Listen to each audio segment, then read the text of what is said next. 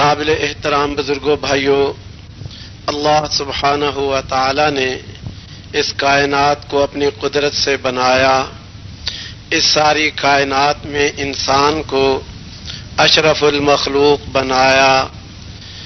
اس کائنات میں ساری کائنات کا دولہا اس انسان کو بنایا۔ انسان کو احسن تقویم بنایا، اس سے احسن عمل کا مطالبہ فرمایا۔ لِيَبْلُوَكُمْ أَيُّكُمْ أَحْسَنُ عَمَلًا، اور پھر احسن عمل کون سا وہ بھی بتا دیا۔ وَمَنْ أَحْسَنُ قَوْلًا مِّمَّنْ دَعَا إِلَى اللَّهِ وَعَمِلَ صَالِحًا وَقَالَ إِنَّنِي مِنَ الْمُسْلِمِينَ۔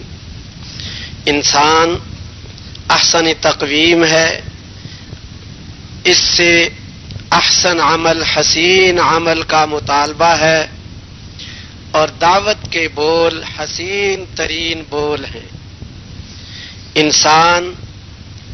انسان کو اللہ سبحانہ و تعالی نے احسن بنایا، اشرف المخلوق بنایا، اس سے احسن عمل کا مطالبہ فرمایا، اور احسن عمل بھی بتا دیا۔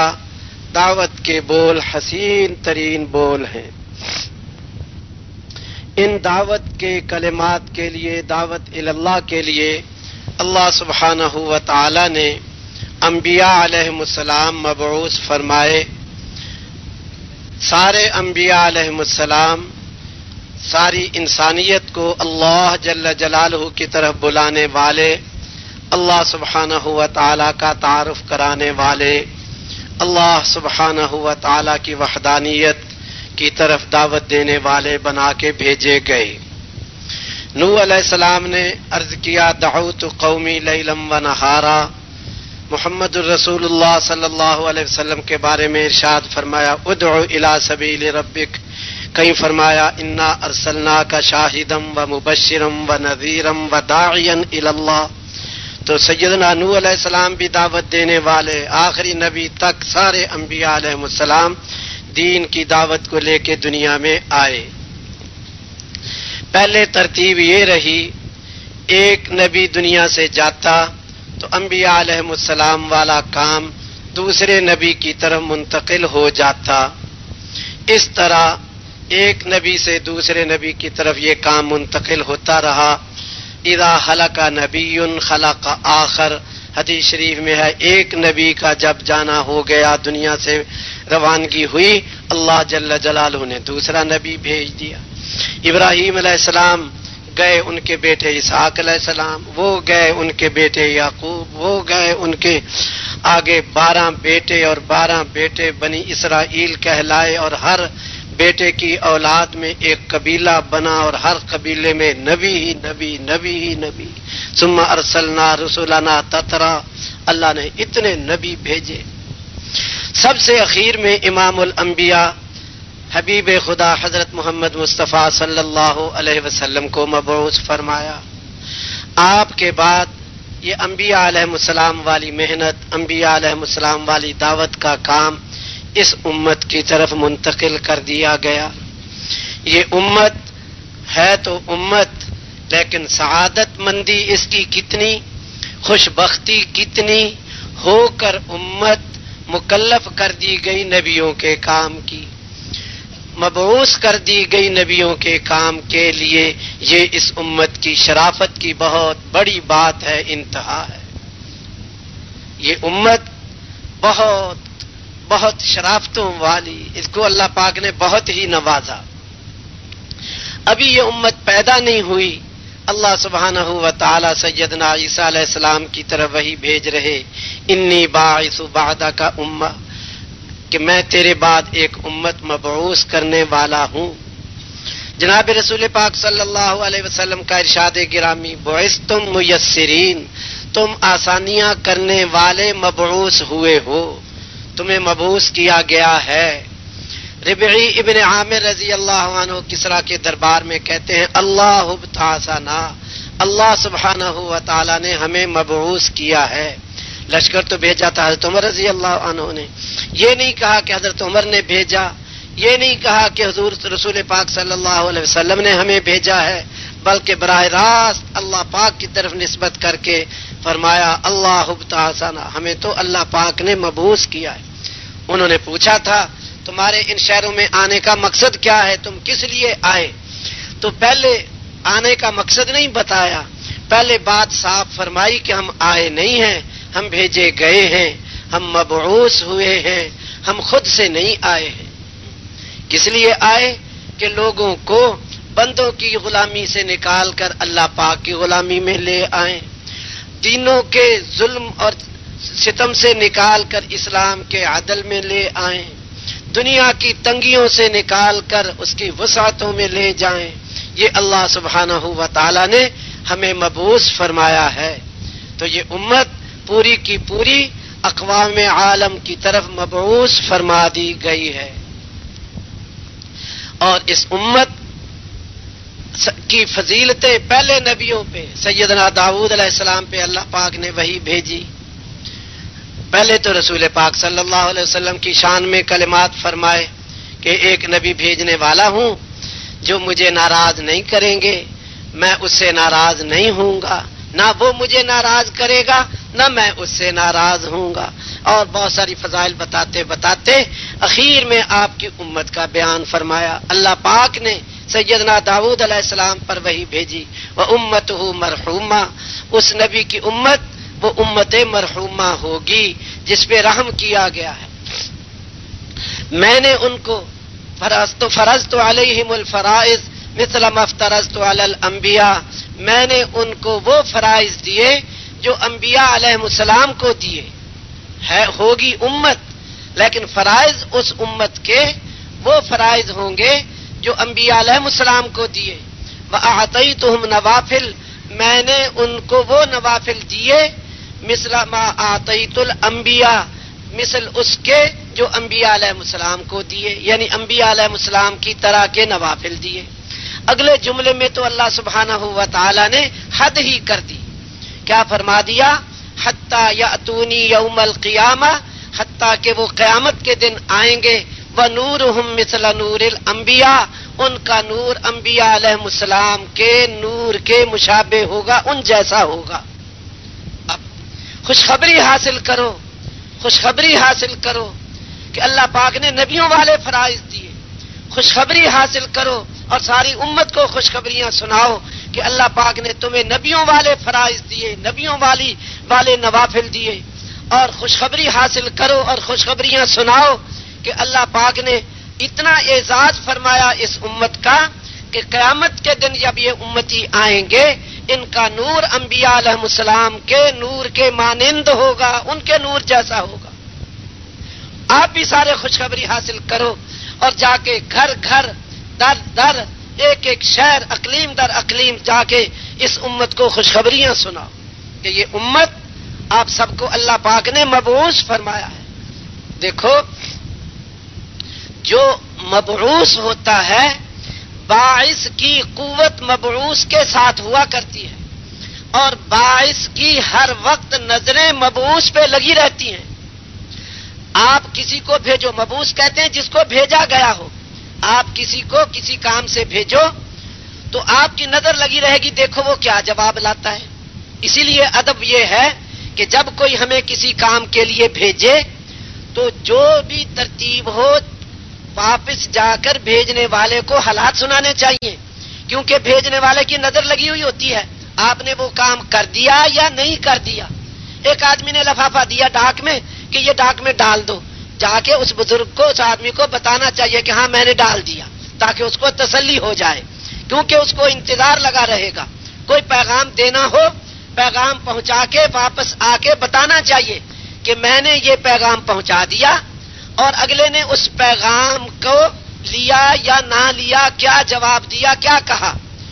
تو مبعوث کے اوپر نظریں لگی ہوئی ہوتی ہیں باعث کی، بھیجنے والے کی، اور بھیجنے والے کی قوت مبعوث کے ساتھ ہوتی ہے، باعث کی قوت مبعوث کے ساتھ ہوتی ہے، باعث اکیلا نہیں ہوتا، باعث اکیلا نہیں ہوتا، اس کے ساتھ مبعوث اکیلا نہیں ہوتا، اس کے ساتھ باعث کی قوت ہوتی ہے۔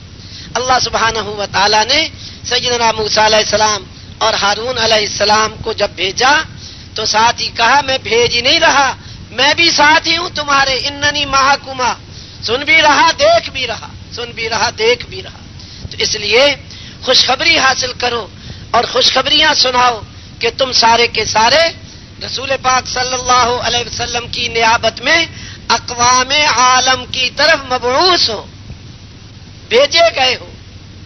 رسول پاک صلی اللہ علیہ وسلم نے محرم میں خطبہ دیا 7 سن ہجری میں، اس میں رسول پاک صلی اللہ علیہ وسلم نے کہا کہ میں یہ پیغام ساری دنیا والوں کو پہنچا دینا چاہتا ہوں اور تمہاری عمریں، تمہاری زندگی اس کے لیے وقف ہونی چاہیے۔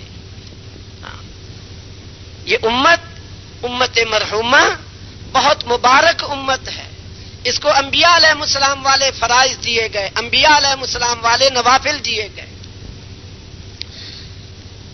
اس امت کو اللہ سبحانہ و تعالی نے قرآن کا کتاب کا وارث بنایا۔ سورہ فاطر 4 رکوع، اس میں اللہ سبحانہ و تعالی نے ارشاد فرمایا والذی اوحینا الیک من الکتاب، وہ کتاب جو ہم نے بذریعہ وحی آپ پر بھیجی، اوحینا الیک، اللہ جل جلالہ اپنے حبیب حضرت محمد صلی اللہ علیہ وسلم کو فرما رہے کہ یہ کتاب جو ہم نے آپ پر بذریعہ وحی بھیجی، ذالک هو الحق، یہ حق ہے، یہ کتاب حق ہے، مصدقا لما بین یدی، پہلی کتابوں کی تصدیق کرتی ہے، ان اللہ بعبادہ لخبیر بصیر، اللہ سبحانہ و تعالی اپنے بندوں سے باخبر ہے اور اپنے بندوں کو دیکھنے والا ہے۔ پہلے تو یہ فرما دیا، پھر فرمایا ثم اورثنا الکتاب الذین اصطفینا من عبادنا، پھر وارث بنایا ہم نے اس کتاب کو۔ میں آہستہ آہستہ آیت پڑھتا ہوں تاکہ آپ سب کو ساتھ ساتھ ترجمہ خود ہی سمجھ آئے۔ ثم، پھر، اوحینا الیک، ثم اورثنا الکتاب، پھر وارث بنایا ہم نے کتاب کا، الذین اصطفینا من عبادنا، ان لوگوں کو جن کو پسند کیا ہم نے اپنے بندوں میں سے۔ تو مفسرین لکھتے ہیں، ایک مفسر لکھتے ہیں جن کو پسند کیا اپنے بندوں میں سے، ان بندوں سے کون سے بندے مراد ہیں؟ پھر لکھا تمام اہل اسلام مراد ہیں، یعنی کوئی خاص طبقہ مراد نہیں اس سے۔ یہود، نصارہ، مشرکین، ملحدین، یہ لوگ مجوسی، ہندو، سکھ، یہ سارے جو دنیا میں رہتے ہیں، ان سب میں سے اللہ پاک نے پسند کیا ہے کن کو؟ اپنے بندوں کو۔ اس سے کون سے بندے مراد ہیں؟ اس سے تمام اہل اسلام مراد ہیں۔ آگے تو ان مفسر صاحب نے ارشاد فرمایا چاہے وہ اپنے بدعمالیوں کی وجہ سے، سوء عمل کی وجہ سے موجب ملامت ہی کیوں نہ ہو، موجب ملامت ہوں، یعنی امت میں کوئی اچھے بھی ہوتے ہیں جو براسا ہوتے ہیں، کوئی اچھے بھی ہوتے ہیں، ہلکے بھی ہوتے ہیں، تو چاہے وہ ہلکے درجے کے آدمی امتی ہوں، ان کو بھی اللہ نے وارث بنایا۔ یہ اگلے آیت کے اگلے ٹکڑے میں اللہ نے خود ہی فرما دیا جن کو وارث بنایا۔ ان کی آگے 3 قسمیں ہیں اللہ پاک نے جو بیان فرمائی۔ فَمِنْهُمْ ظَالِمٌ لِنَفْسِهِ، کچھ لوگ تو ان میں وہ ہیں جو اپنی جانوں پر ظلم کرنے والے ہیں، جن کو وارث بنایا ہے، جن کو اللہ نے پسند فرمایا ہے، ان میں کچھ لوگ تو ایسے ہیں جو اپنی جانوں پہ ظلم کرنے والے۔ وَمِنْهُمْ مُقْتَصِدٌ، کچھ ان میں متوسط درجے کے، عوام الناس جیسے ہوتے ہیں، اپنی نماز پڑھ لی، روزہ رکھ لیا، حج زکوٰۃ ادا کر لی، ذکر عبادت تلاوت کر لی، تو یہ جو سچ بولے، اللہ کے حکم پورے کرتے رہے، درمیانے درجے کے ایک طبقہ وہ ہے۔ پھر فرمایا وَمِنْهُمْ سَابِقٌ بِالْخَيْرَاتِ بِإِذْنِ اللَّهِ، کچھ ان میں وہ ہیں جو نیکیوں میں سبقت کرنے والے ہیں اللہ کی توفیق سے، کچھ وہ ہیں۔ ذَلِكَ هُوَ الْفَضْلُ الْكَبِيرُ، یہ اللہ سبحانہ و تعالی کا فضل ہے بہت بڑا. یہ جو اللہ پاک نے وارث بنایا ہے یہ اللہ پاک کا فضل ہے بہت بڑا. اب ان میں جو اپنی جانوں پہ ظلم کرنے والے وہ بھی وارث ہیں اور ان کو پہلے ذکر کیا ہے یہ بھی وارث ہیں. جیسے ایک باپ ہے, اس کے 3 بیٹے, ایک اپنے باپ کی بات کبھی مانتا ہے کبھی نہیں مانتا, ایک اپنے باپ کی بات مانتا رہتا ہے اور ایک باپ کی بات ماننا چھوڑ کے آگے خدمت بھی کرتا رہتا ہے, ہر کام میں آگے بڑھتا رہتا ہے, جو باپ کی حاجت ہوئی جلدی سے آگے بڑھتا ہے. تو 3 قسم کے الگ الگ ہیں. لیکن آپ ہی بتاؤ بھائی, تو وراثت سب کو برابر ملے گی یا کوئی فرق ہوگا؟ برابر بتاؤ بھائی. وارث بھائی جو نیکی کرتا تھا وہ اپنا بدلہ اللہ سے الگ لے لے گا, جو باپ کی خدمت بڑھ چڑھ کے آگے بڑھ بڑھ کے کرتا تھا. لیکن بھائی بیٹے ہونے میں تو سب برابر ہی ہیں, وراثت تو سب کو برابر ہی ہے. تو اس لیے اللہ سبحانہ و تعالی نے وارث بنا دیا اپنی کتاب کا اور چن لیا اپنے بندوں میں سے. خوشخبری حاصل کرو اللہ سبحانہ و تعالی نے, میں بھی حاصل کروں خوشخبری, آپ بھی. اللہ سبحانہ و تعالی نے ہمیں چن لیا ہے, ہمیں پسند کیا ہے اس وراثت کے لیے, اور یہ اللہ سبحانہ و تعالی کا فضل ہے بہت بڑا. ارے کچھ باتیں عرض کر دیتا.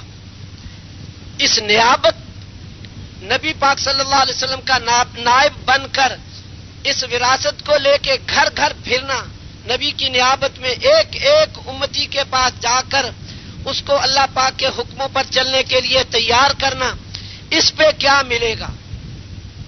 اب میں ایتے پڑھتا رہتا ہوں, اندازہ آپ خود لگاتے رہو. اللہ صاحب پاک نے عقل دی ہے سب کو.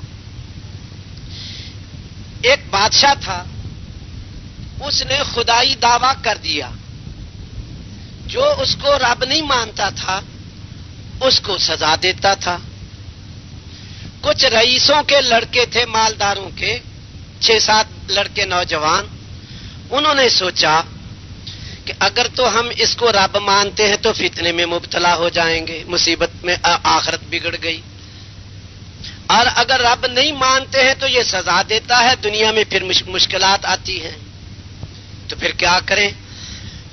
انہوں نے کہا اس بادشاہ کی جہاں تک پہنچ ہے اس سے باہر چلے جاؤ, کسی دوسری جگہ چلے جاؤ, اپنا ایمان بچا لو.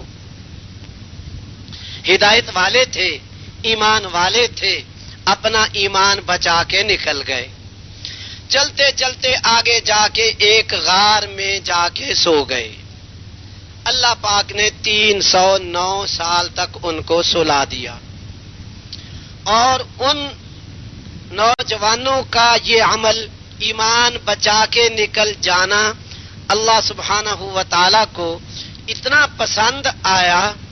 آخری نبی پر آخری کتاب جو اتاری اس میں آدھے پارے کی سورت سورہ کہف کے نام کی اتار دی, جس میں ان کی مدح فرمائی, ان کی تعریف فرمائی, ان کے اس عمل کو سراہا.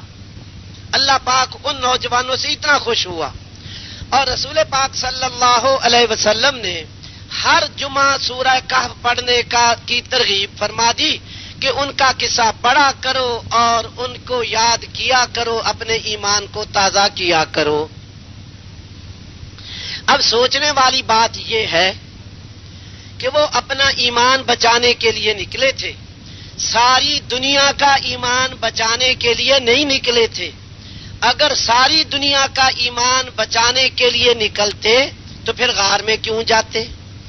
پھر تو اسی شہر میں ایک ایک گھر جاتے, محلے محلے میں جاتے, اور ان لوگوں کو سمجھاتے دیکھو یہ بادشاہ جو اپنے کو رب کہلاتا ہے یہ رب نہیں ہے, تم اپنا ایمان بچانا, آخرت برباد نہ کرنا, اللہ پر ایمان لانا اور اس بادشاہ پر ایمان نہ لانا. اگر تکلیف آئے تو صبر کرنا, اس کا بدلہ آخرت میں ملے گا. ایک ایک کو جماتے, ایک ایک کو ایمان پہ پکا کرتے تو پھر غار میں نہ جاتے. اگر ساری دنیا کا ایمان بچانے نکلتے تو غار میں نہ جاتے, گلی گلی گشت کرتے. اب جو غار میں گئے اپنا ایمان بچانے کے لیے, اللہ پاک کو ان پہ اتنا پیار آیا تو جو رسول پاک صلی اللہ علیہ وسلم کا نائب بن کر رسول پاک صلی اللہ علیہ وسلم کی نیابت میں ایک ایک کے گھر جا کے اللہ پاک کے احکام بتائے، رسول پاک صلی اللہ علیہ وسلم کے مبارک اور پاکیزہ طریقے بتائے، اللہ پاک کے حکموں پہ چلنے کے لیے تیار کرے، جناب رسول پاک صلی اللہ علیہ وسلم کے طریقوں پر چلنے کے لیے تیار کرے، وہ اللہ پاک کو کتنا محبوب ہوگا اس کا اندازہ آپ خود ہی کر لو۔ یہ ایک بات ہوئی۔ اگلی بات، میں ایسے پڑھتا رہتا ہوں اور آپ اندازہ خود کرتے رہو اور فیصلہ کرتے جاؤ۔ ہم نے فیصلہ کرنا ہے کہ ہمیں کہاں پہنچنا ہے، ہماری منزل کیا ہے۔ ایک آدمی تھا، اس نے اپنا خزانہ زمین میں دفن کر کے اوپر دیوار بنا دی۔ کچھ دنوں کے بعد اس آدمی کی موت آ گئی، 2 بچے چھوڑے۔ کچھ دنوں کے بعد وہ دیوار گرنے کے قریب ہو گئی۔ اللہ سبحانہ و تعالی نے وہ دیوار بنانے کے لیے 2 نبی بھیجے، سیدنا موسیٰ علیہ السلام اور خضر علیہ السلام۔ ان دونوں کو ہیں نبی اور اللہ پاک بنوا رہا ان سے دیوار کہ جاؤ دیوار بناؤ۔ کیوں بناؤ؟ آگے خضر علیہ السلام نے خود ہی بتا دیا کہ یہ 2 یتیم بچوں کی دیوار تھی، کان تحتہ کنز لہما، ان کے نیچے ان بچوں کا خزانہ تھا، وکان ابوہما صالحا، ان کا باپ نیک تھا۔ اور آگے یہ بھی بتا دیا وما فعلتہ عن امری، یہ میں نے اپنی مرضی سے نہیں کیا، یہ اللہ پاک نے ہمیں بھیجا ہے۔ اب سوچنے والی بات یہ ہے کہ وہ آدمی نیک تھا، صالح تھا، اس صالح نیک بندے کے بچوں کے خزانے کی حفاظت اللہ سبحانہ و تعالی نے 2 نبیوں سے کروائی۔ تو جو ساری دنیا میں نیکی پھیلانے کے لیے رسول پاک صلی اللہ علیہ وسلم کا نائب بن کر آپ کی نیابت میں گھر گھر جا کر شہر شہر جا کر، جیسے میرے آقا شہر شہر پھرے، جگہ جگہ پھرے، تو ان سب کو جا کے نیکی کے لیے تیار کرے، بلکہ وہ محنت جس محنت سے ساری دنیا میں نیکی پھیلتی ہے، اس محنت کا، نبیوں والی محنت کا محنتی بنائے، اس آدمی کا اللہ کے ہاں کیا مقام ہوگا، یہ آپ خود اندازہ لگا لو بھائی، یہ آپ خود اندازہ لگا لو۔ کیا اللہ سبحانہ ہوا تعالیٰ اس آدمی کے بچوں کو بھوکا مار دے گا؟ میں کہتا ہوں اگر بھوک بھیج بھی دے، وہ یہ بھی اس کی مرضی ہے۔ جو نبیوں والا کام کرے گا اللہ پاک اس کو نبیوں کی شان سے پالے گا۔ جو نبی کا نائب بن کر محنت کرے گا اس کو نبیوں کے شان کے مطابق اللہ پالے گا۔ نبیوں کا شان کیا ہے؟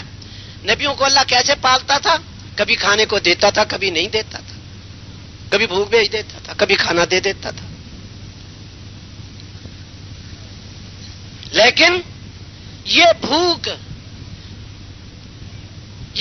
اللہ کے ہاں کتنی پسند ہوگی؟ جب بھوک بھیجے گا، جو اللہ، ہم نبیوں والا مقصد کو اپنا مقصد بنائیں گے، اللہ پاک وہی معاملہ ہمارے ساتھ دنیا میں اگر کرے گا، کبھی دے گا کبھی بھوکا رکھے گا، تو اللہ کے ہاں سے امید ہے پھر اللہ پاک قیامت میں بھی نبیوں کے معیت میں اللہ پاک جگہ دے دے گا۔ جو دنیا کے میں ایسا معاملہ کرے گا، بھوک بھیجے گا، یہ بھوک کتنی قیمتی ہوگی؟ میں آپ سے پوچھتا ہوں، آپ سوچ کے جواب دینا۔ ایک آدمی روزہ رکھتا ہے اور شام کے وقت اس کو بھوک ستاتی ہے، پھر منہ سے بدبو نکلتی ہے۔ روزے دار کے منہ کی بدبو اللہ پاک کو کتنی پسند ہے، یہ بول کے بتاؤ آپ؟ مشک سے بھی زیادہ پسند ہے۔ تو اب سوچنے والی بات یہ ہے، جو خود سے روزہ رکھے اور اس کے منہ کی بدبو اللہ پاک کو مشک سے بھی زیادہ پسند ہو، اور روزہ ایمان کی 77 شاخوں میں سے ایک شاخ ہے، جو ایمان کی 77 شاخیں زندہ کرنے کے لیے، جس میں خود روزہ بھی ہے، ایمان کلمہ، نماز، روزہ، زکوٰۃ، حج، تلاوت، ذکر، خدمت، وہ سارے 77 شاخیں سب کو زندہ کرنے کے لیے ساری دنیا میں کبھی مشرق جا رہا، کبھی مغرب جا رہا، شمال اور جنوب جا رہا، تو جو اس کے اللہ کے راستے میں پھرنے کی وجہ سے اس کو بھوک آئے گی یا اس کے بچوں کو بھوک آئے گی، وہ بھوک اللہ پاک کے ہاں کتنی پسندیدہ ہوگی۔ جب ایک شاخ کے لیے بھوک آئے وہ اللہ کو مشک سے زیادہ پسند آئے، تو وہ محنت، جس محنت سے 77 شاخیں زندہ ہوں، جس محنت سے نبیوں کے مقصد والے آدمی تیار ہوں، جس محنت سے نبیوں کے نائب بن کے نیابت والے مقصد پہ امت کھڑی ہو جائے، اس پہ بھوک آئے گی، وہ اللہ کے ہاں کتنی پسندیدہ ہوگی۔ اس بھوک پر تو اس کے لیے بھی اور پتہ نہیں کتنوں کے لیے فیصلے ہوں گے۔ اللہ پاک کو رحم آئے گا، اس رحم سے جو کام بنے گا وہ ساری دنیا کی مادی قوتوں سے نہیں بنے گا، ساری دنیا کا مادہ حاصل کرنے سے وہ فائدہ نہیں ہوگا۔ جو اللہ پاک کو اگر اپنے بندے پہ رحم آ گیا، اس رحم پہ جو اللہ پاک اس بندے کے کام بنائے گا وہ تو اللہ پاک خوش ہو کے بنائے گا۔ اور سنو، جو آدمی توبہ کرتا ہے، جو آدمی توبہ کرتا ہے، اللہ پاک کو اتنا محبوب ہے جیسے کوئی آدمی جنگل ریگستان میں سفر کر رہا تھا، اونٹنی پر کھانا اور پانی تھا، اللہ کا کرنا اونٹنی گم ہو گئی۔ یہ رسول پاک صلی اللہ علیہ وسلم نے بتایا۔ تلاش کرتا کرتا تھک گیا، بھوک نے ستایا، پیاس نے اتنی شدت ہو گئی بھوک پیاس کی کہ چلنے کے قابل نہیں رہا، اور حد نگاہ تک اونٹنی نظر نہیں آ رہی، سواری نظر نہیں آ رہی۔ اب بھوک پیاس کی وجہ سے گر گیا، چلنے کی سکت نہیں رہی، اب سوچ رہا کہ اب تو مرنا ہی ہے، موت ہے اور کچھ نہیں۔ اب بھوک ستاتے ستاتے پیاس، پانی اندر کا سارا خشک ہو گیا۔ ہمیں تو اس کا اندازہ نہیں، اندازہ وہاں جا کے ہوتا ہے جہاں سینکڑوں میل پر پانی کا قطرہ نہ ہو، وہاں جا کے اندازہ ہوتا ہے ان چیزوں کا۔ خیر، وہ آنکھ اس کی بند ہو گئی، اب موت ہے۔ تھوڑی دیر میں آنکھ کھلی تو وہ اونٹنی پاس کھڑی ہے، اس پہ کھانا بھی ہے، پانی بھی ہے۔ خوش ہو گیا کہ موت سے بچ گیا، موت کے منہ سے نکل آیا۔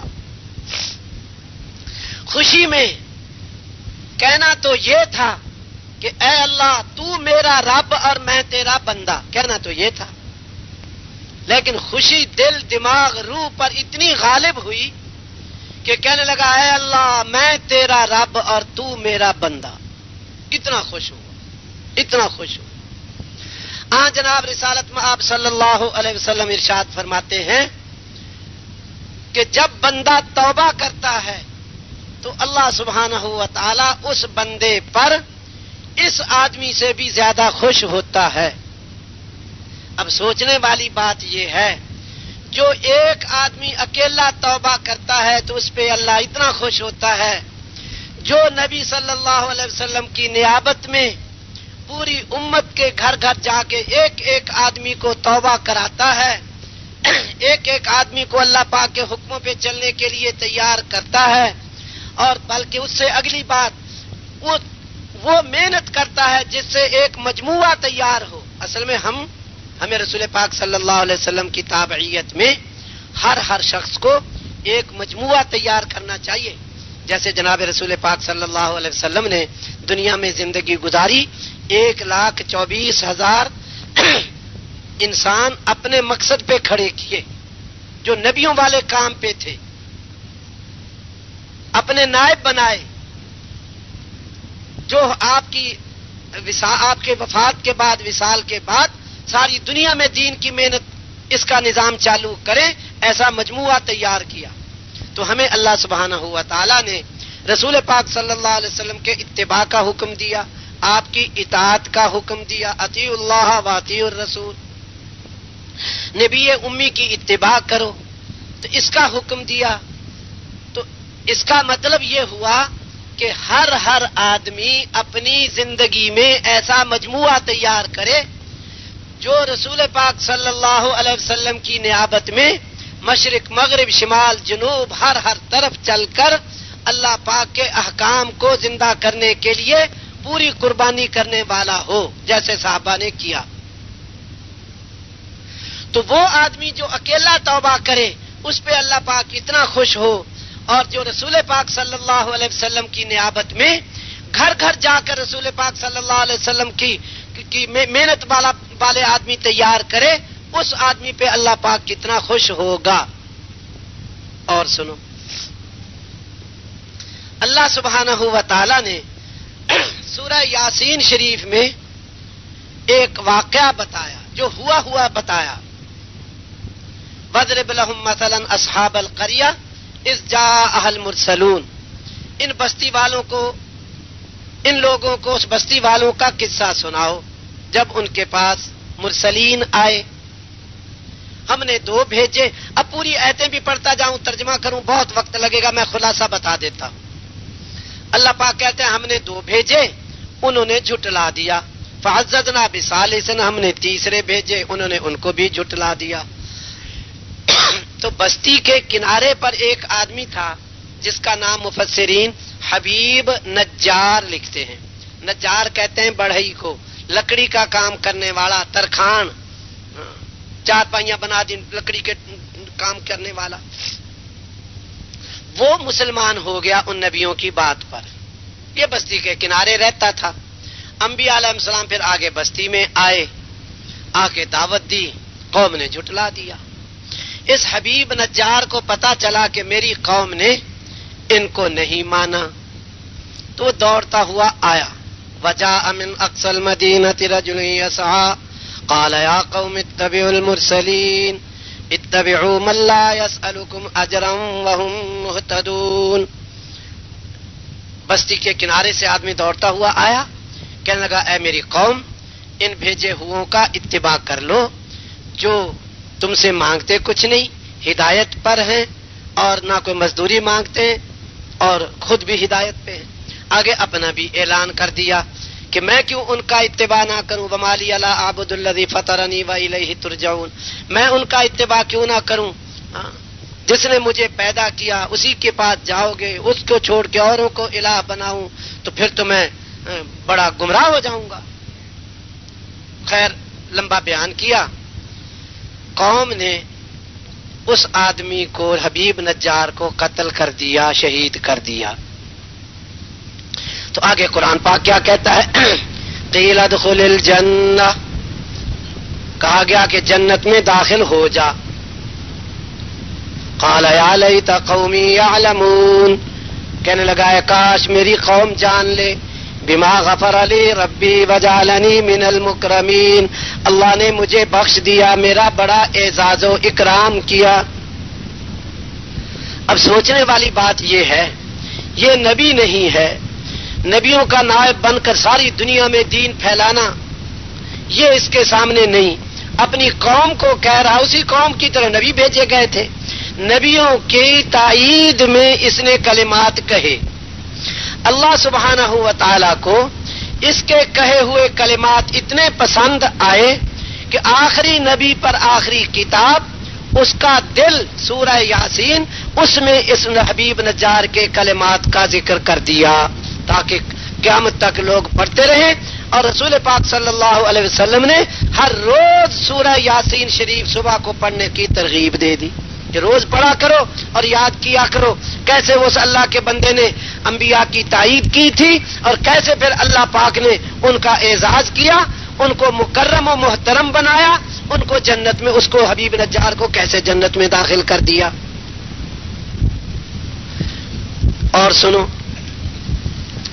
فرعون نے کہا کہ مجھے چھوڑو، میں موسیٰ علیہ السلام کو قتل کرتا ہوں۔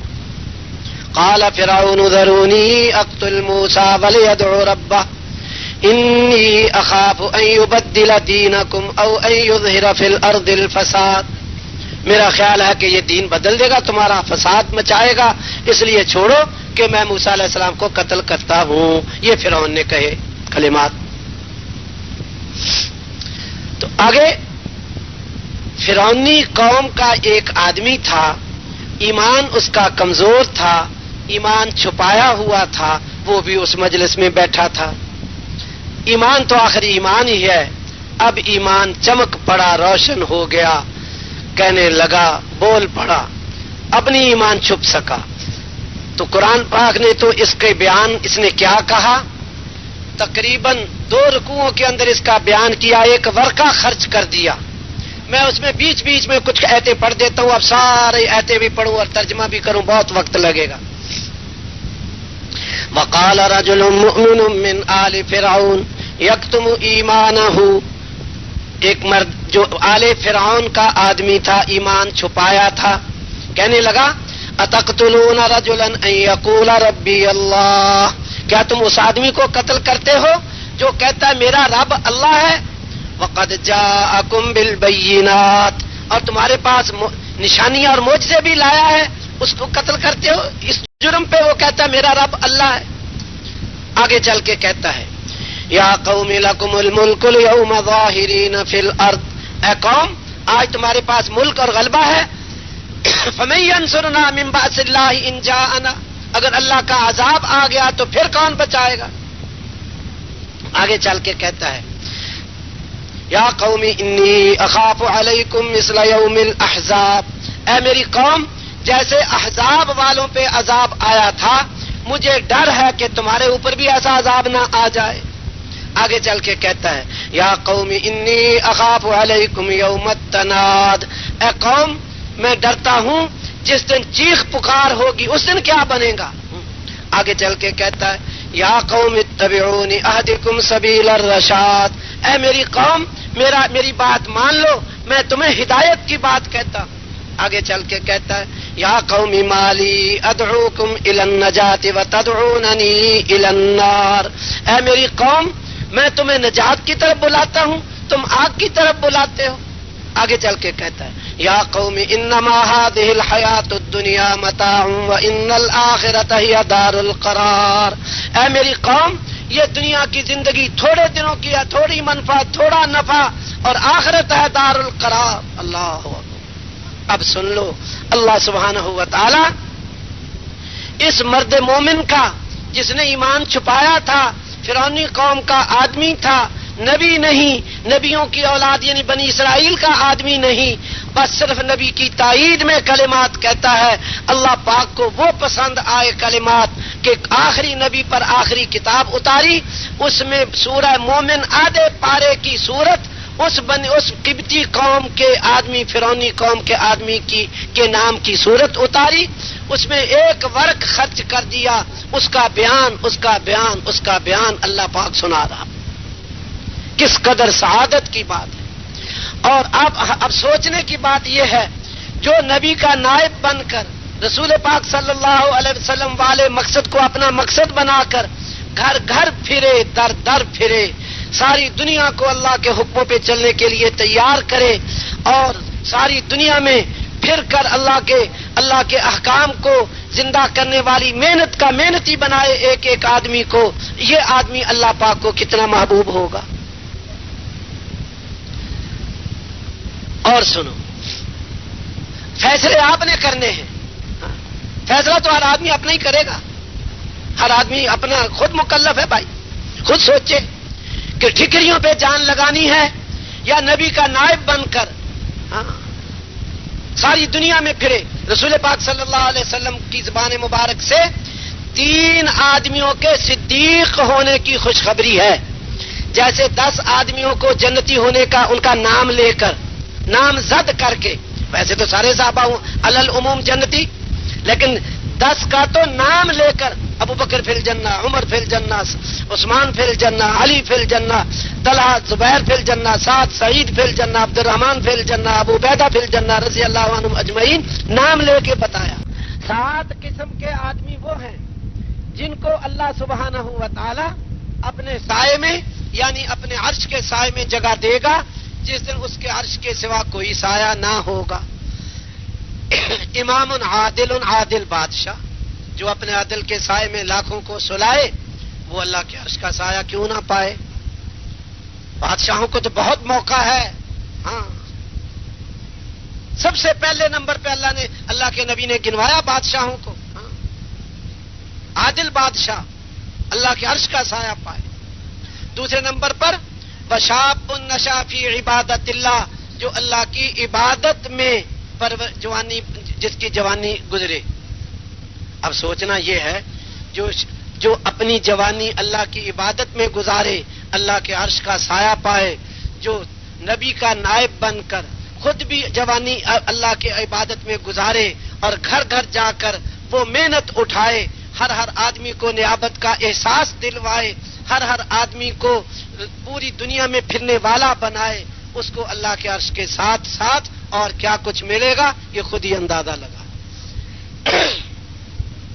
وَرَجُلٌ قَلْبُهُ مُعَلَّقٌ بِالْمَسْجِدِ، جس کا دل مسجد میں اٹکا رہے اللہ کے عرش کا سایہ پائے.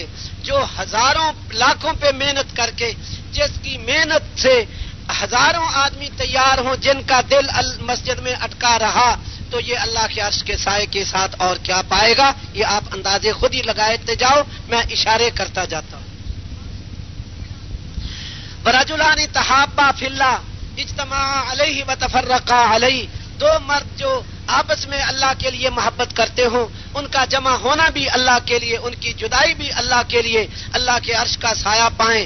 جو ہزاروں کو اللہ کے لیے جمع کریں اور پھر جماعتیں بنا بنا کے ہزاروں کو اللہ کے راستے میں پھیلائیں، مشرق مغرب شمال جنوب، ان کو اللہ کے عرش کا سایہ ملے. اور اس کے ساتھ اور کیا ملے گا یہ آپ خود اندازہ لگاؤ.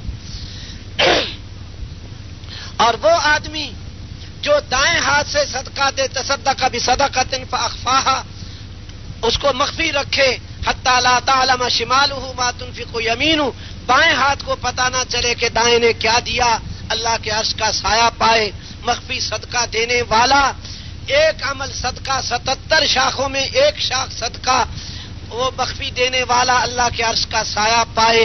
اور جو ایمان کی 77 شاخیں زندہ کرنے کے لیے محنت اٹھائے اور وہ ایسے آدمی تیار کرے، حضور کی محنت والے محنتی تیار کرے اور ساری دنیا میں پھرے اور پھرائے، اس کو اللہ کے عرش کے سائے کے ساتھ اور کیا ملے گا خود ہی اندازہ لگا. وہ آدمی جس کو حسین و جمیل عورت برائی کی دعوت دے، وہ کہے انی اخاف اللہ، عرش کا سایہ پائے، اور جو ہزاروں لاکھوں کی عفت اور پاک دامنی کا ذریعہ بن جائے، اس کو اللہ پاک عرش کے سائے کے ساتھ اور کیا دے گا. وہ آدمی جو تنہائی میں اللہ کو یاد کرے اور روئے اور آنسو بہنے لگے، اللہ کے عرش کا سایہ پائے. اور یہ ذکر کرنا 77 شاخوں میں ایک شاخ ہے، جو ایک شاخ پہ عمل کرے عرش کا سایہ پائے، جو 77 شاخیں زندہ کرنے کا ذریعہ بنے وہ کیا پائے گا اللہ کے ہاں سے یہ خود ہی اندازے کرتے رہو. میں نے تو صرف ایک سوچنے کے لیے کچھ راستے عرض کر دیے. اسی طرح ساری حدیثوں کو سوچتے رہو. جب ایک جزوی چیز پر وہ عطائیں ہیں تو اس پورے دین کی محنت اور پورے دین کو لے کے چلنا، اس پہ اللہ سبحانہ و تعالیٰ کیا کچھ عطا کرے گا جو نبی کا نائب بن کر گھر گھر پھرے گا. تو میں بھی فیصلہ کرتا ہوں، آپ بھی فیصلے کرو کہ ہم رسول پاک صلی اللہ علیہ وسلم کی نیابت کو لے کے خود نائب بن کر نسبت نیابت کو لینا ہے. پرانوں سے حضرت فرمایا کرتے تھے، حضرت کی کاپیوں میں یہ بات ہے کہ پرانوں سے ہم صرف یہ بات چاہتے ہیں کہ یہ نسبت نیابت کو لیں. حضور صلی اللہ علیہ وسلم نے جو ان کو نائب بنایا اس نسبت کو لیں. جب یہ نسبت ہماری طرف ہمیں رود ہو کے یہ اپنی طرف منتقل کرانی ہے نسبت، اگر یہ نسبت ہمیں نصیب ہو گئی، اللہ نے فیصلہ کر دیا، یقین جانو اس آدمی کو اللہ سبحانہ و تعالی ساری دنیا میں ہدایت پھیلنے کے لیے ذریعہ بنائے گا، اس پہ اپنی رحمتوں کا فیضان فرمائے گا. اس کے ذریعے سے لاکھوں ایمان والے پیدا ہوں گے، نمازوں والے پیدا ہوں گے، ذکر عبادت والے پیدا ہوں گے، اکرام مسلم اور صحیح نیت والے پیدا ہوں گے، دین کے داعی پیدا ہوں گے، اللہ کے احکام ساری دنیا میں پھیلانے والے اس آدمی کے ذریعے سے اللہ زندہ کرے گا. ہمیں اپنے لیے فیصلہ کروانا ہے، ہمیں اپنے لیے رو دھو کے، بھائی اتنی مخلوق جمع ہے اگر اتنے آدمی کسی سخی کے پاس چلے جائیں کوئی حاجت لے کر، اتنا بڑا مجمع، اور سخی حاجت پوری کرنے کی قوت بھی رکھتا ہو بھی سخی، آپ خود سوچو بھائی، ہو بھی سخی اور اس کے پاس وسعت بھی ہو. بعض آدمی سخی ہوتا ہے لیکن ہے فقیر، وہ دے نہیں سکتا، جی چاہتا ہے دینے کو لیکن وہ دے نہیں سکتا. ہے بھی سخی اور کریم اور خزانے بھی بھرے ہوئے ہوں اور یہ اتنا بڑا مجمع اس کے پاس چلا جائے، آپ سوچ کے بتاؤ وہ سخی اتنوں کو خالی بھیج دے گا؟ یہ تو میں اور آپ سارے مل کے اللہ پاک سے فیصلہ کروائیں، اے اللہ جناب رسول پاک صلی اللہ علیہ وسلم کے ذریعے سے آپ پوری دنیا میں جن غلط یقینوں، غلط طریقوں، غلط جذبوں کو آپ مٹانا چاہتے تھے، اے اللہ آج ہمیں بھی پوری دنیا میں سے غلط یقین، غلط طریقے، غلط جذبے مٹانے کے لیے تو ہمارے لیے فیصلہ فرما دے، ہمیں قبول کر. اے اللہ تو آخر اپنے نبی کے ذریعے سے انسانیت میں کوئی تبدیلی لانا چاہتا تھا، آپ کوئی تبدیلی لانا چاہتے تھے، غلط یقینوں کو مٹا کر صحیح یقینوں کو، صحیح طریقوں کو، صحیح جذبوں کو زندہ کرنا چاہتے تھے. اے اللہ مجھ مسکین کے ذریعے اور ان لوگوں کے ذریعے سے یہ صحیح یقین، صحیح طریقے، صحیح جذبے پوری دنیا میں زندہ کرنے کے لیے آج اس امت کو قبول کر لیں. تو یہ فیصلہ کرواویں گے بھائی؟ ہاں. جب فیصلہ اللہ پاک سے کروا لیا تو پھر ہماری زیادہ قوت نہیں لگے گی، پھر اللہ پاک کی مدد شامل حال ہو جائے گی. ہاں پھر اللہ پاک کی مدد شامل ہو گئی، اللہ سبحانہ و تعالی پھر خود ہی ہم سے کام لے لے گا. آج ساری دنیا میں جی چاہی پہ چلنا یہ رواج آیا ہوا ہے. جی چاہی کا کھایا، جی چاہی کا پیا، جی چاہی کا کیا، رب چاہی کا خیال نہ کیا. دو زندگیاں ہیں، جی چاہی اور رب چاہی. ان دونوں کو تھوڑا مختصر عرض کر کے بات ختم کرتا ہوں. جی چاہی پہ چلنا، اب ہم ساری دنیا میں پھرنے کو تو پھر لیں لیکن آگے جی چاہی آ جاتی ہے. میرے جی چاہتا ہے گھر رہنے کو، میرا جی چاہتا ہے بچوں کے پاس رہنے کو، بیوی کے پاس رہنے کو، میرا جی چاہتا ہے اس طرح کے کھانے کو، اس کاروبار کو، بس یہی آڑے آ جاتا ہے. تو جی چاہی پر چلنا یہ ایک راستہ ہے جو آدمی کو کفر تک لے جاتا ہے اور آگے نتیجہ جہنم میں جانا پڑتا ہے. یہ ہے جی چاہی کا راستہ. ایک راستہ ہے رب چاہی کا، جو اللہ چاہے گا اس پر جی چاہی کو قربان کروں گا.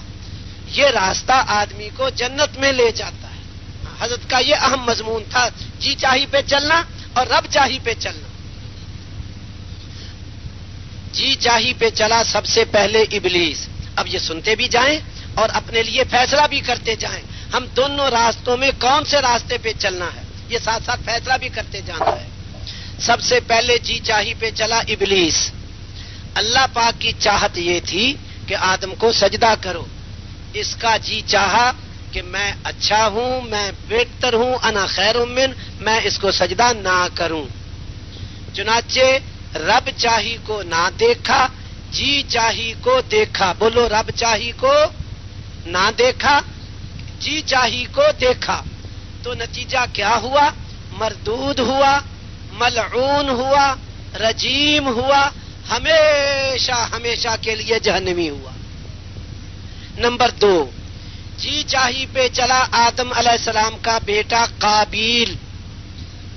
ترتیب یہ تھی، اللہ تعالی آدم علیہ السلام کو ان کی بیوی سے ایک پیٹ میں 2 بچے دیتا تھا، ایک بچہ ایک بچی. پھر دوسرا حمل ہوا تو اس میں بھی ایک بچہ ایک بچی.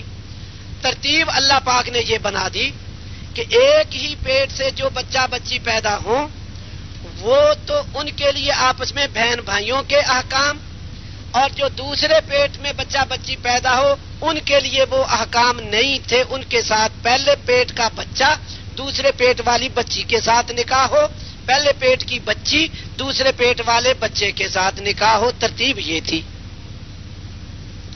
قابیل کے ساتھ جو بچی پیدا ہوئی وہ خوبصورت تھی. دوسرے پیٹ سے پیدا ہوا حابیل، اور اس کے ساتھ جو بچی پیدا ہوئی وہ خوبصورت نہیں تھی. قابیل کا جی چاہا خوبصورت بچی سے نکاح کرنے کو، آدم علیہ السلام نے سمجھایا کہ یہ اللہ کی طرف سے ممنوع ہے، حرام ہے، اللہ کی چاہت یہ نہیں ہے، یہ نہیں مانا، باپ کی بھی نہیں مانی۔ آدم علیہ السلام نے کہا کہ تو بھی قربانی پیش کر، یہ بھی تیرا بھائی قربانی پیش کرے، جس کی اللہ قبول کر لے وہ اس لڑکی کے ساتھ شادی کر لے، فیصلہ اللہ سے کروا لو۔ چنانچہ دونوں نے اپنی اپنی قربانی پیش کی۔ ایک کے پاس بھیڑ بکریاں تھے، اس نے بکری ذبح کر کے جنگل میں ڈال دی اللہ کے لیے۔ دوسرے کے پاس کھانے پینے کا سامان تھا، کھانا پکا کے ڈال دیا۔ اللہ نے حابیل کا قبول کر دیا، قابیل کا رد کر دیا، فیصلہ ہو گیا۔ ترتیب قبول کرنے کی یہ تھی، جس کا اللہ پاک قبول کرتا تھا ایک آگ بھیجتا تھا، جلا کر راکھ کر دیتا تھا کہ ہم نے لے لیا تیرا، بس قبول ہو گیا۔ جس کا مردود کرتا تھا اس کو نہیں چھیڑتا تھا، اسی طرح ہی رہنے دیتا تھا کہ تیری چیز ہمیں قبول نہیں، اٹھا کے لے جا، خود کھا لے، پھینک دے، کتے کھا جائیں، شیر چیتے کھا جائیں، ہمیں کوئی واسطہ نہیں۔ ترتیب یہ تھی۔ جیسے کوئی بھائی ناراض ہو تو وہ اپنے ناراض بھائی کی چیز قبول نہیں کرتا، رد کر دیتا ہے۔ اللہ نے رد کر دیا قابیل کا۔ باپ نے کہا بات صاف ہو گئی، کہنے لگا نہیں میں تو اسی سے ہی کروں گا۔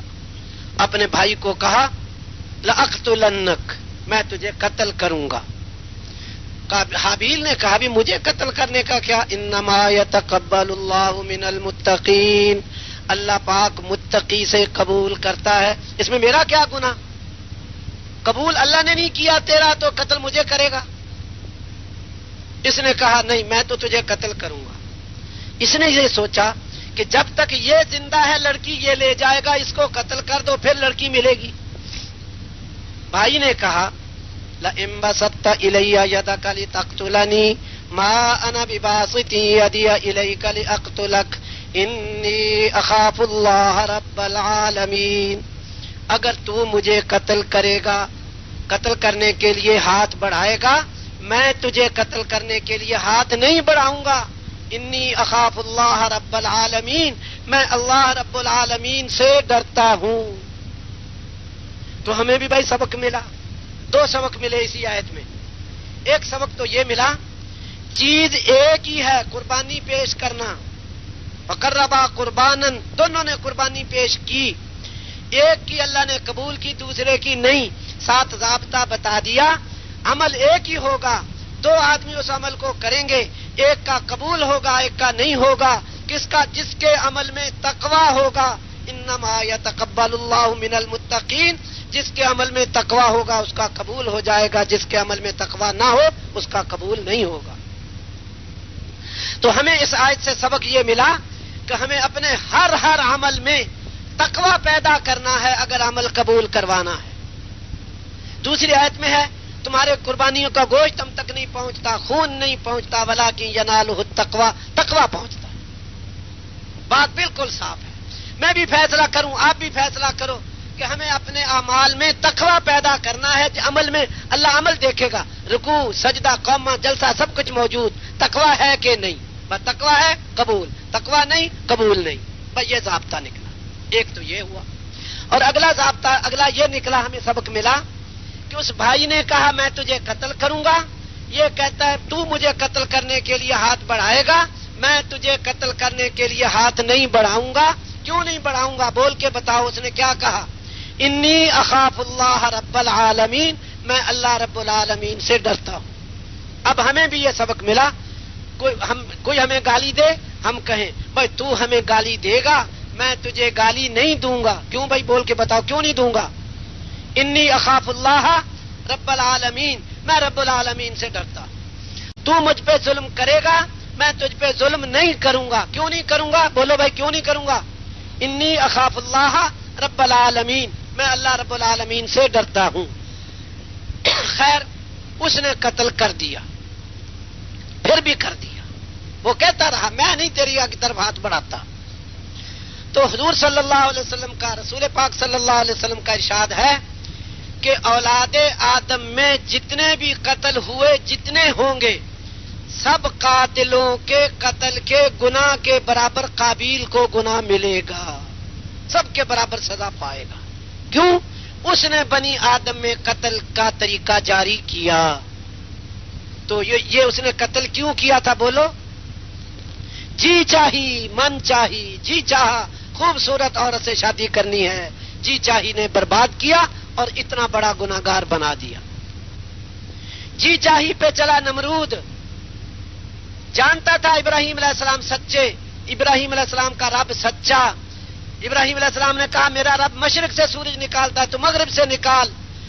آگ میں ڈالا، آگ نے نہیں جلایا، بات صاف ہو چکی تھی، لیکن جی چاہی نے ہمیشہ کے لیے جہنم میں بھیج دیا.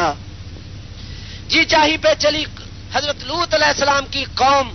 اللہ کے نبی نے کہا یہ عورتیں ہیں، پاک ہیں تمہارے لیے، اور انہوں نے کہا نہیں، انک لتعلم ما نرید، جو ہماری جی چاہی ہے تو خوب جانتا ہے، ہم تو یہ نہیں کرتے، ہم تو وہ کریں گے. اللہ نے فرشتہ بھیج کر زمین نیچے سے اکھاڑ کے جیسے ریت کی ڈھیری سے بیلچا بھر کے اوپر لے جا کر الٹا دیتے ہیں. اللہ نے زمین کو ایسے الٹ دیا ان پر اور پتھروں کی بارش برسائی. 4 ہو گئے.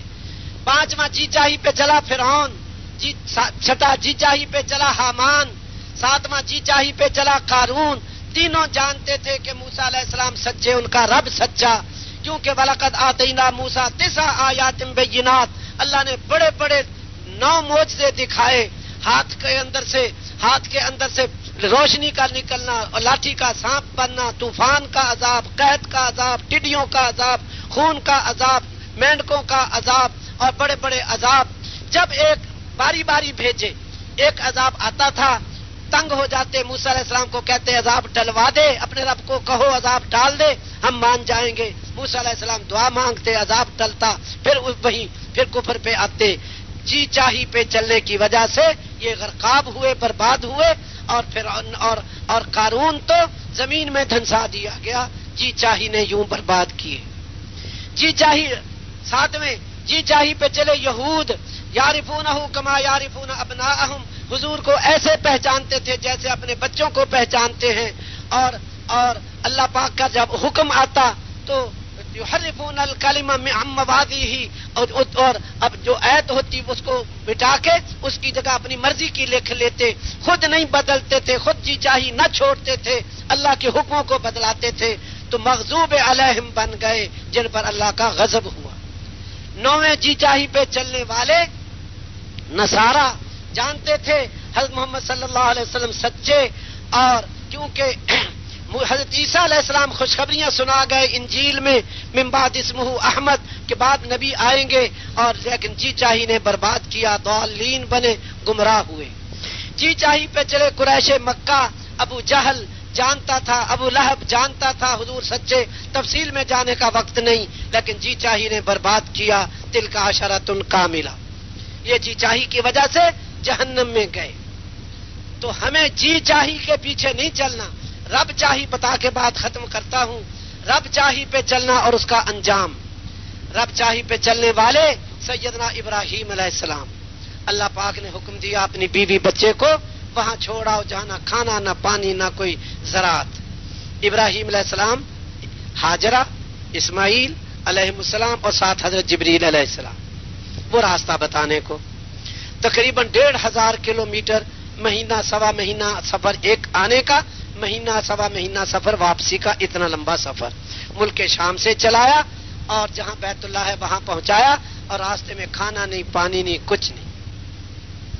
جب بیت اللہ کی جگہ بٹھا کر چل پڑے، اب خود بھی دیکھ رہے، اللہ نے جبریل نے کہا کہ یہاں چھوڑ دو، ایسی جگہ جہاں زندگی کی کوئی چیز نہیں اور موت کے بہت سارے سامان، پانی ختم ہو مر جائے، کھانا ختم ہو مر جائے، بھیڑیا آئے کھا جائے، شیر چیتا آئے برباد کرے، اور جن بھوت آئے چمٹ جائے، کوئی انسان درندہ صفت آئے عزت خراب کرے، کوئی دشمن چور ڈاکو، اکیلی عورت کیا کر سکتی ہے مرد کے آگے؟ یہ سارے اتنے خطرات. رات آئے گی، کالے پہاڑ چاروں طرف، اور رات چھائی ہوئی کالی رات، ایک اکیلی عورت کیسے رہے گی؟ جی نہیں چاہ رہا کہ ایسی وفادار عورت، پاک دامن عورت، مطیع فرما بردار عورت، اس کو یوں اکیلا ایسے چھوڑ دیا جائے. جی تو چاہتا نہیں، لیکن رب چاہتا ہے کہ ایسے چھوڑو. اب آپ بتاؤ، جی چاہی پوری کر دی یا رب چاہی پوری کر دی؟ بول کے بتاؤ. رب چاہی پوری کر دی، چھوڑ دیا، چل پڑے. حاجرہ علیہ السلام نے پوچھا ہمیں کیوں چھوڑ کے جا رہے؟ بولے ہی نہیں. پھر پوچھا ہمیں کس لیے چھوڑ کے جا رہے؟ پھر نہیں بولے. تیسری مرتبہ خود ہی حضرت حاجرہ نے کہا اللہ امرک، کیا اللہ نے حکم دیا؟ بتا دیا ہاں، تمہاری کسی قصور کی وجہ سے نہیں، مطلب یہ ہے کہ تمہاری کسی قصور کی وجہ سے نہیں چھوڑ رہا، اللہ کے امر کی وجہ سے چھوڑ رہا.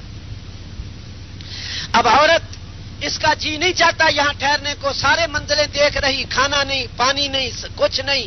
لیکن جب اللہ کا امر آیا پھر عورت کہنے لگی کہ اچھا پھر اللہ ہمیں ضائع نہیں کرے گا، اللہ حافظ. بس پھر راضی ہو کے وہیں بیٹھ گئی. جی چاہی کو نہ دیکھا، رب چاہی کو دیکھا. حضرت ابراہیم علیہ السلام چلے گئے. کئی سال تک واپس آنے کی اجازت نہیں ہوئی. کئی سالوں کے بعد پھر اللہ نے کہا جاؤ دیکھ آؤ اپنی بیوی بچہ. پیچھے اللہ نے زمزم دے دیا، ایک قبیلہ پانی پہ آباد ہو گیا.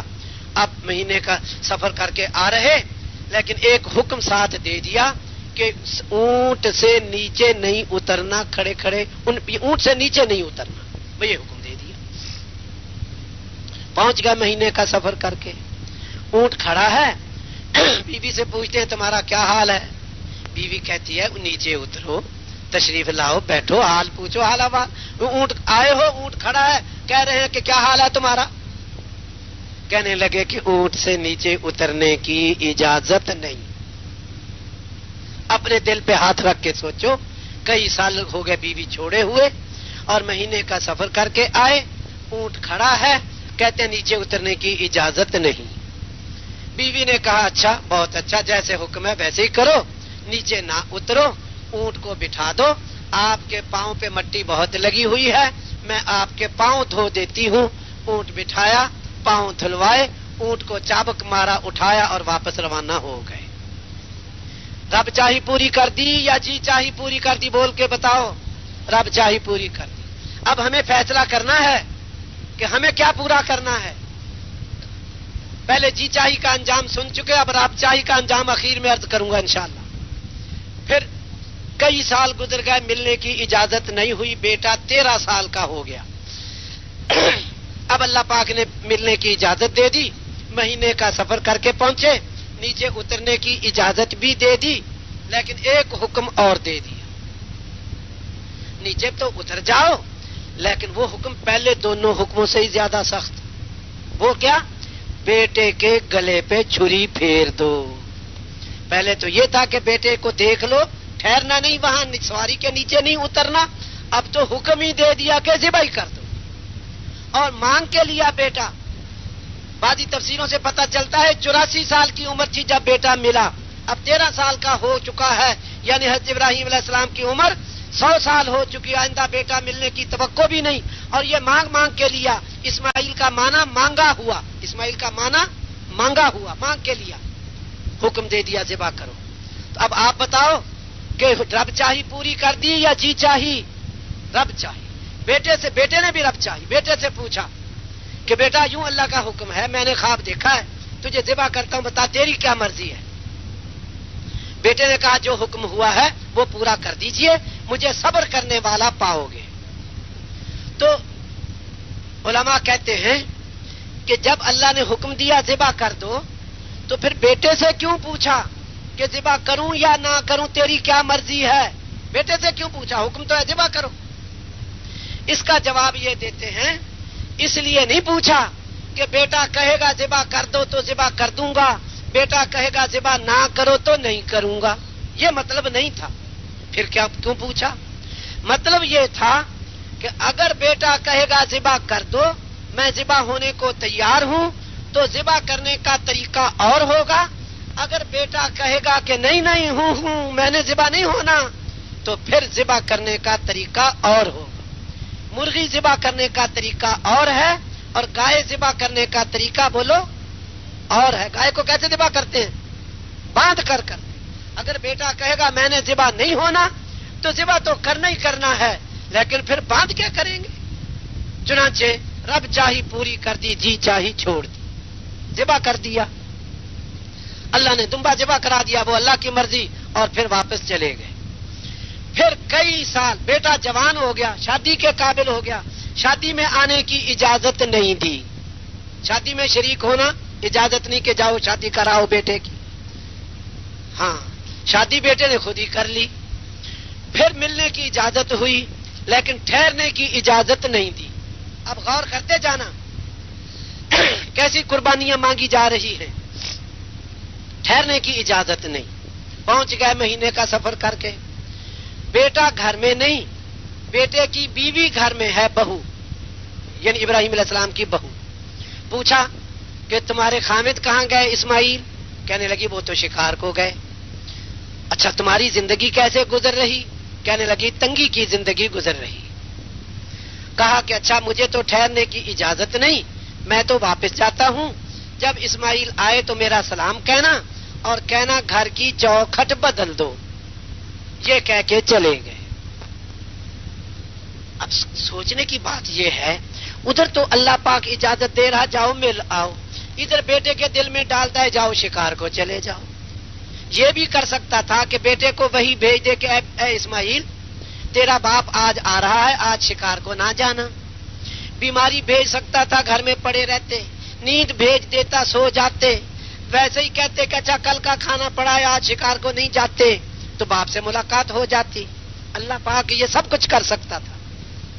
باپ کو کہا مل کے آ, گھر جا, ٹھہرنا نہیں. بیٹے کو کہا شکار کو جا.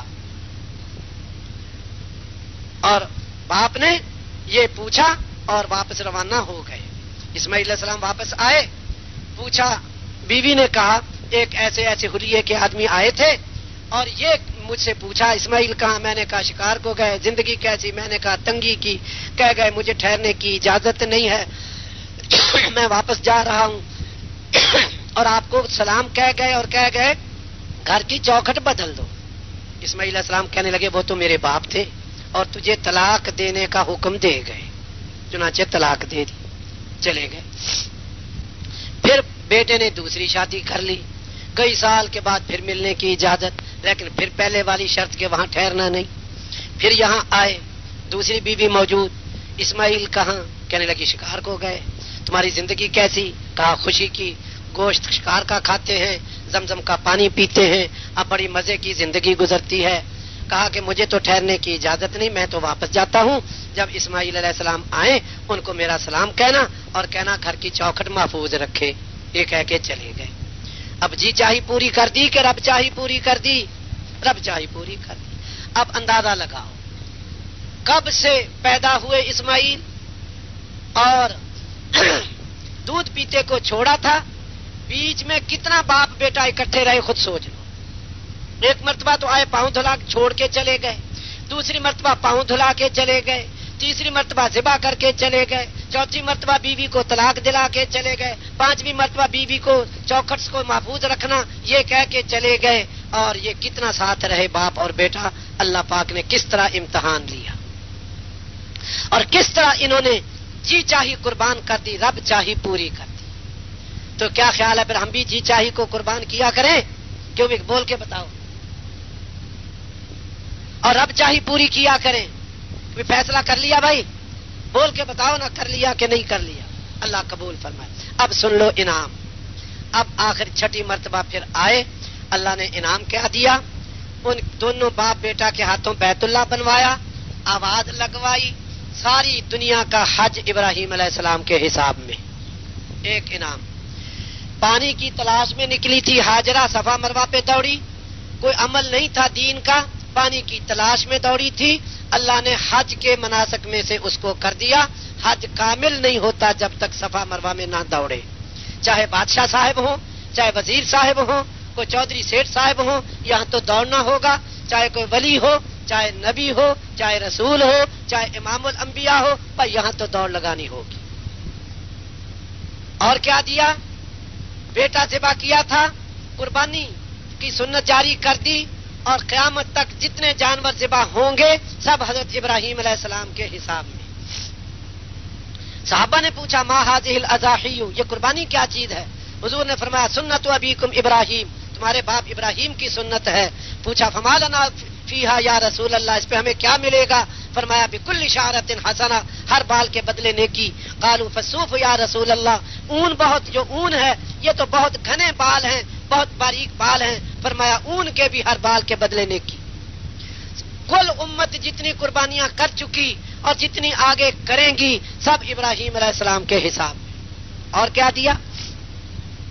وَإِذِ ابْتَلَىٰ إِبْرَاهِيمَ رَبُّهُ بِكَلِمَاتٍ فَأَتَمَّهُنَّ، اللہ نے آزمایا ابراہیم علیہ السلام کو چند باتوں سے، انہوں نے پوری کر دی۔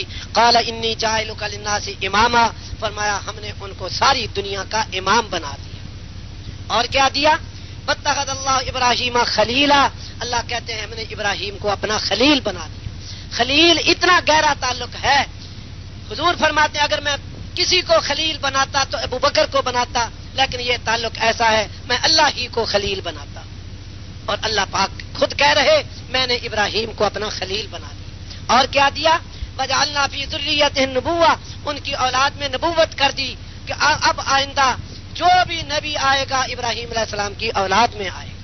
کسی کا بیٹا حافظ ہو جائے لڈو تقسیم کرتا ہے مٹھائیاں، کسی کا بیٹا عالم ہو جائے فخریہ بتاتا ہے، ارے خوش نصیبی کتنی جس کا بیٹا عالم ہو اور جس کے سارے بیٹوں، جس کا بیٹا نبی ہو اور پھر نبوت ان کے بیٹوں میں نامزد ہو۔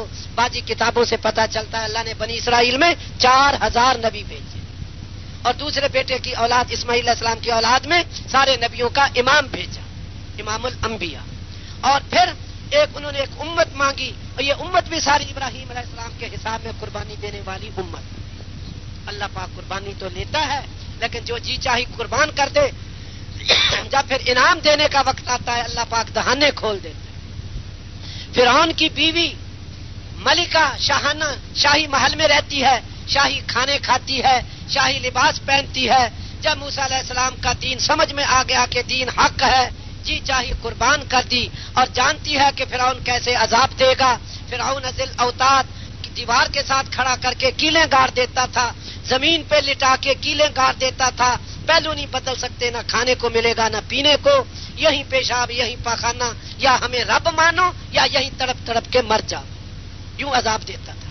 ایک دوسرا عذاب دیتا تھا، ایک بازو کاٹتا تھا دوسری طرف کی ٹانگ کاٹتا تھا، ایک تیسرا عذاب دیتا تھا سولی لٹکاتا تھا۔ یہ جانتی ہے کہ ان عذابوں میں سے کوئی عذاب ملے گا، لیکن جی چاہی قربان کر دی، رب چاہی پوری کر دی، عذاب برداشت کیے، اسی میں اللہ کی بندی سولی دے دی گئی، شہید ہو گئی۔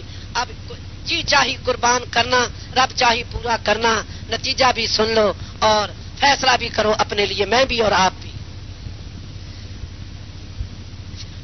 یوں آتا ہے کتابوں میں کہ یہ فرعون کی بیوی قیامت کے دن آخرت میں امام الانبیاء حبیب خدا حضرت محمد مصطفیٰ صلی اللہ علیہ وسلم کی بیوی بنائی جائے گی، نبیوں والی جنت میں رہے گی، امام الانبیاء کے ساتھ رہے گی، ہمیشہ ہمیشہ رہے گی، حضرت خدیجہ کی سوکن بن کے رہے گی۔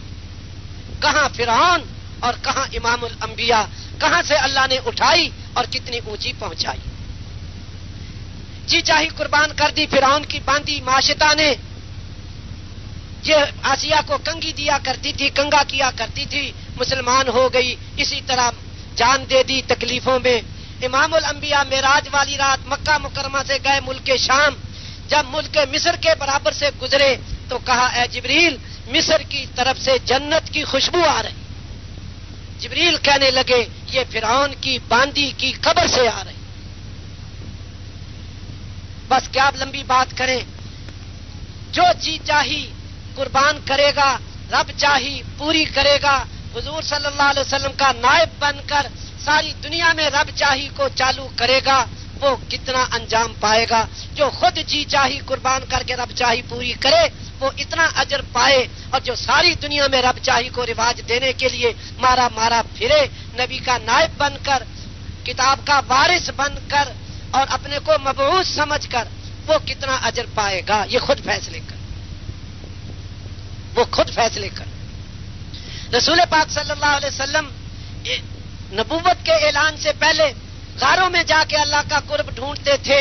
ایک حضور کی زندگی کا یہ پہلو ہے، اور دوسرا پہلو یہ ہے اعلان نبوت کے بعد لوگوں کے پیچھے پھر رہے، کبھی عقیق بتہان پھر رہے، یعنی یہ تو خیر دوسری طرف ہے، مکہ مکرمہ میں کہ بازاروں میں پھر رہے اور کبھی مینا میں پھر رہے، کبھی طائف میں لوگوں کے پیچھے جب پھرنا، یہ احکام پورے کیے تو اب اللہ پاک نے معراج کرایا، آسمانوں پہ بلایا، سارے نبیوں کی امامت کروائی اور ساتوں آسمانوں کے اوپر بلایا، سدرۃ المنتہا سے اونچا، جبریل کی پرواز ختم اور اپنی طرف سے تخت بھیج کے اوپر اٹھوایا۔ جب دربار الہی میں پہنچے اب اللہ پاک خود کہہ رہا اے میرے حبیب ادنو منی، میرے قریب ہو جا۔ حضور قریب ہو گئے، پھر کہا ادنو منی، قریب اور قریب ہو جاؤ، حضور اور قریب ہو گئے، پھر کہا تیسری مرتبہ ادنو منی، میرے قریب ہو جاؤ، پھر حضور اور قریب ہو گئے۔ اب کتنا قرب ہوا، اور دینے والے نے کیا دیا، لینے والے نے کیا لیا، دینے والا جانے یا لینے والا جانے۔ پہلے یہ مارے پھر رہے اللہ کے قریب ہونے کو، اب جو لوگوں کے پیچھے پھرے ہیں اب اللہ پاک ان کو اپنے قریب کر رہا ہے۔ اب اللہ پاک اپنے قریب بار بار کہہ رہا میرے قریب ہو جاؤ، اور قریب ہو جاؤ، اور قریب ہو جاؤ۔ تو دوستو اللہ پاک نے بہت اونچا کام دے دیا، ساری دنیا میں انقلاب لانے والا کام دے دیا، ساری دنیا کی قسمت پلٹنے والا کام دے دیا۔ آج پلٹ کیوں نہیں رہی قسمت؟ ہم اپنے کو مبعوث سمجھ کے نہیں کرتے۔ اپنے مقام پہ جب چیز ہوا کرتی ہے تو اس کا نتیجہ نکلا کرتا ہے، جب چیز اپنے مقام سے ہٹی ہوئی ہوتی ہے اس کی تاثیر ظاہر نہیں ہوا کرتی۔ ایک ٹریفک کا سپاہی چوک چھوڑ کر مسجد میں آ کے اشارے کرنے لگے تو لوگ مذاق کریں گے، اس پر اس کی تاثیر نہیں ظاہر ہوگی۔ چوک پہ کھڑا ہو کے اپنی جہاں کا وہ آدمی ہے وہاں کھڑا ہو کے اشارے دے گا تو ٹریفک پہ قابو پائے گا، اس جگہ سے ہٹ کے کچھ جو کرتا رہے گا اس کا کوئی نتیجہ نہیں نکلے گا۔ امام اپنے امامت والا مصلی چھوڑ کے بیچ کی صفوں میں آ کے اونچی قرات کرنا شروع کر دے، سب لوگ ہنسیں گے۔ اپنے مقام پہ جو چیز ہوا کرتی ہے پھر تاثیر ظاہر ہوا کرتی ہے۔ بندوق کی گولی اپنی جگہ پہ ہوگی تاثیر دکھائے گی، اپنی جگہ سے ہٹی ہوئی ہو، ایسے بھیڑیے کو شیر کو مارو تو ایسے کوئی تاثیر نہیں دکھائے۔ یہ امت اپنے مقصد پہ آئے، مقصد بعثت پر اپنے کو مبعوث سمجھ کر، بھیجا ہوا سمجھ کر، نبی کا نائب سمجھ کر جب محنت کرے گی اس وقت جو تاثیر ظاہر ہوگی تو اس کا کوئی اندازہ ہی نہیں لگا سکتا۔ تو پوری امت کو اپنے مقصد پہ لانا، مقصد بعثت پہ لانا۔ ارے تو بڑا معزز مکرم محترم، تو کہاں پھنس گیا ادھر کارخانے لگانے میں، فیکٹریاں لگانے میں، پیسہ کمانے میں؟ تو مجھے آپ کو سوچنا چاہیے تھوڑی۔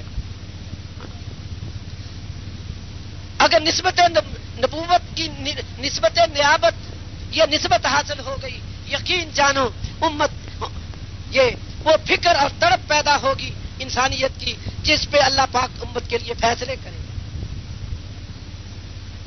حضور صلی اللہ علیہ وسلم امت کے پیچھے پھرتے تھے، ایک نظر آسمان کی طرف، ایک نظر زمین والوں کی طرف۔ اللہ کہتا ہے ان کو یہ حکم سناؤ، امت مانتی نہیں۔ اللہ پھر کہتا جو قوم نوح نہیں مانتی تھی ہم نے یوں غرق کیے۔ اب حضور دیکھ رہے کہ میں حکم دے رہا یہ مان نہیں رہے، اور اللہ یہ کہہ رہا نہ ماننے والوں کے ساتھ یوں ہوگا، میرے آقا پہ کتنی گزرتی ہوگی۔ پھر حکم سناتے نہیں مانتے، اللہ آیتیں اتارتا قوم عاد نہیں مانتی تھی ہم نے یوں برباد کی، اور وہ قوم کہتی ہے اساطیر الاولین، یہ پچھلوں کی بے سند باتیں ہیں، من گھڑت باتیں ہیں، میرے آقا پہ کیا گزرتی ہوگی۔ میرے آقا ساری زندگی تڑپتے گزار دیں اور ہم ساری زندگی پیسے کماتے کھانے اور کپڑوں میں گزار دیں، یہ کیسا امت پنا ہے۔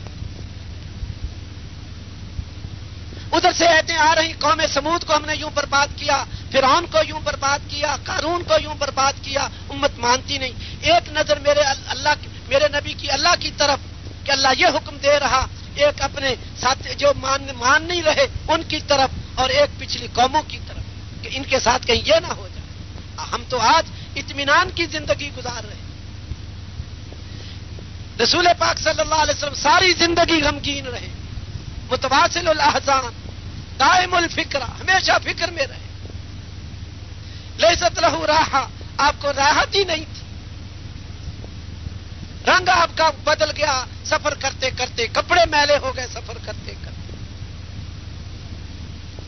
آج اس نبی کا نائب مطمئن زندگی گزار رہا، اس کتاب کا وارث مطمئن زندگی گزار رہا.